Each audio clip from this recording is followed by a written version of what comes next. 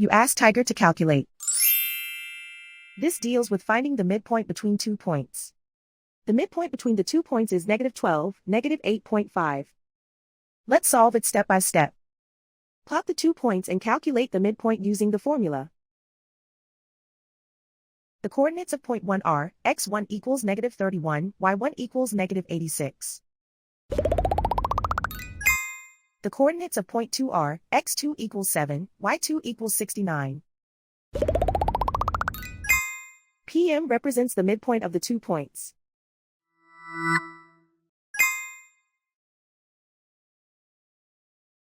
Use the x values in the midpoint formula to find the midpoints x. x1 equals -31. x2 equals 7.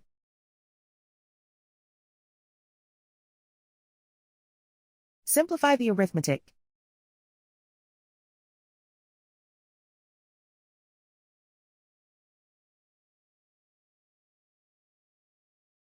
Use the y values in the midpoint formula to find the midpoints y. y1 equals -86. y2 equals 69. Simplify the arithmetic.